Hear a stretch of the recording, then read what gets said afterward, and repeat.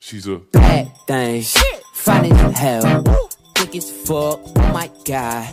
That's my baby. Caroline, you divine. Mighty fine. Shorty, really. An estimated one-third of the world's population is infected with tuberculosis. One-third, and here's the culprit, the minuscule bacterium called Mycobacterium tuberculosis. But does that mean 2.3 billion people are sick? Fortunately not. Only a small proportion of them actually become sick.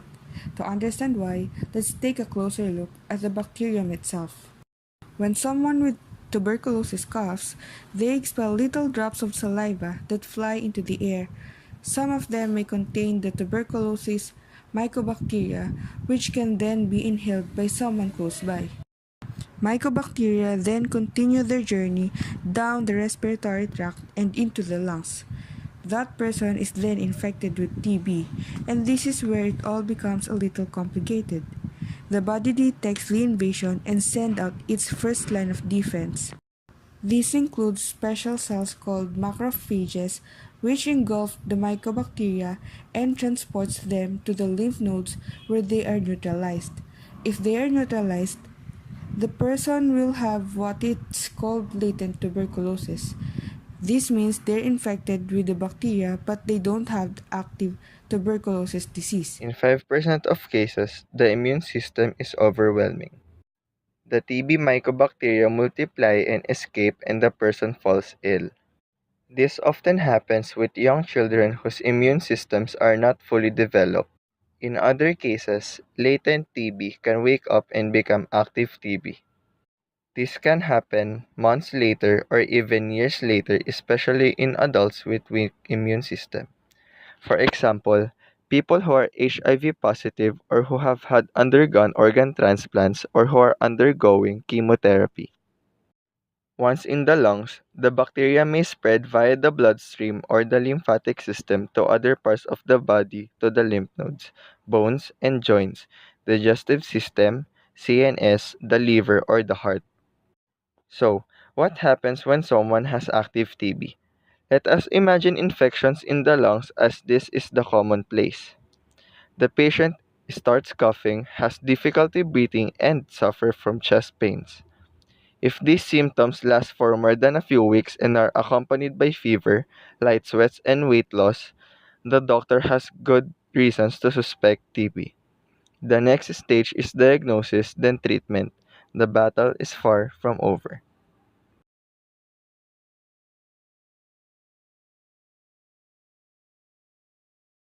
Pneumonia. It is an infection of the lungs that results in air sacs filled with fluid. The disease can be classified as community-acquired or hospital-acquired. Community-acquired pneumonia is when a person gets ill outside of a hospital or from a healthcare setting. It affects 1% of the total population each year. Here is an example of a patient that may be diagnosed with pneumonia. The patient appears pale, weak, and has complaints of difficulty in breathing. The patient is a 55 years old male with a 3-day history of dry cough, fever, chills, and also complaints of pain in the chest area. His temperature is 38.5, has a pulse of 101, his respiratory rate is 18, and a BP of 134/68. His oxygen saturation is at 97%. He has no allergies, no chronic medications, no active medical problems, and has no significant contact with the healthcare system. He has no sick contacts, no occupational exposures, no recent travel, does not smoke, use alcohol, or take any drugs. It is important to observe the patient and look for signs and symptoms for respiratory distress, altered mental status, tremor, or other problems that may be apparent just by observing. Next, recheck the patient's blood pressure, respiratory rate, and temperature.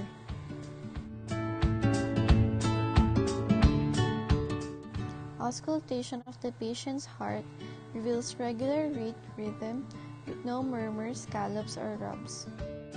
Auscultation of the lungs reveal crackle in the left lower lung field. No dullness in percussion or signs of a pleural effusion. The history in physical examination is very suggestive of community-acquired pneumonia as a diagnosis. Testing will be needed to confirm this diagnosis, such as a CBC, a basic metabolic panel, or a chest X-ray.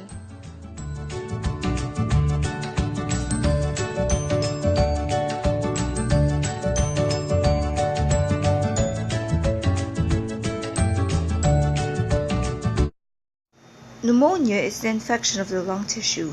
Usually, that infection is caused by some bacteria or virus, but sometimes it may be caused by fungi or mycoplasma. At this point, the microbes are already in the lungs. It gets there by lots of ways. One is community-acquired. This is called community-acquired pneumonia.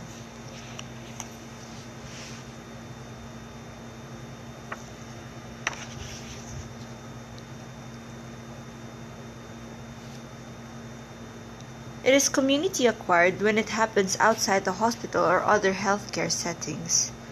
Usually, somebody gets this by breathing in microbes that get in your mouth or your nose or your throat.